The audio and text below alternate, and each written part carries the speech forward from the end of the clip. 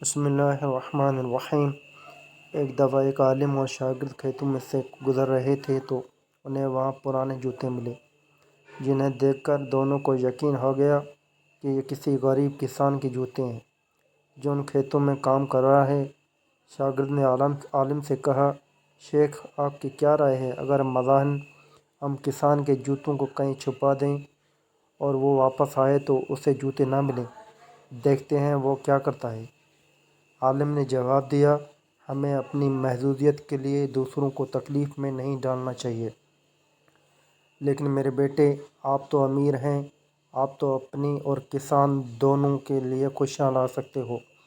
آپ کی کیا رائے ہے اگر ہم کسان کے جوتوں میں کچھ سکے ڈال دیں؟ جب وہ واپس آئے گا اور جوتوں میں سکے پائے گا تو کیا کرے گا؟ شاگرد کو عالم کی یہ بات پسند آ گئی۔ اس نے کسان کے جوتوں میں کچھ سکے ڈال دیے۔ اس کے بعد عالم اور شاگرد دونوں درختوں کے پیچھے چھپ گئے اور انتظار کرنے لگے کہ کب کسان آتا ہے اور کیا کرتا ہے۔ کچھ ہی منٹوں بعد وہ غریب کسان تھکن سے چور اپنے جوتوں کے پاس آیا۔ جیسے ہی اس نے جوتے میں اپنا پاؤں ڈالا تو اسے محسوس ہوا جوتے میں کچھ ہے۔ جیسے ہی اس نے وہ جوتوں میں سے نکالا تو وہ دنگ رہ گیا۔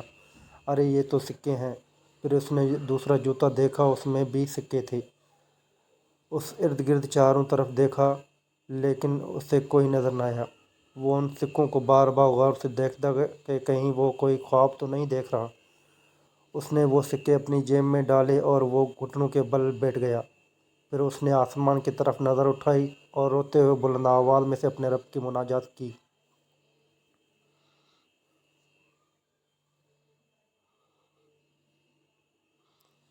اے میرے رب، تیرا شکر ہے، تو جانتا ہے میری بیوی بیمار ہے، میرے بچے بھوکے ہیں اور ان کے لیے کھانا نہیں ہے۔ تیرا شکر ہے میرے اللہ، تو نے مجھے اور میرے اولاد کو ہلاکت سے بچا لیا۔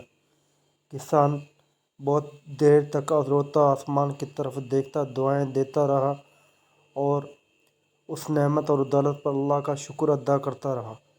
شاگرد یہ دیکھ کر بہت متاثر ہوا اور فرط جذبات میں اس کی آنکھیں بھر آئیں۔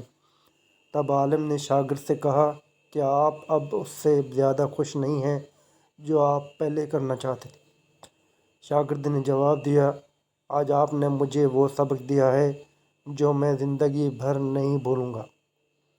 یہ ابدی خوشی صرف جہاں کے لیے ہے اور اس کے اکثر راستے اللہ کے نافرمانوں سے بھرے ہیں، جبکہ دائمی خوشی اللہ کی مخلوقات کی خدمت میں ہے۔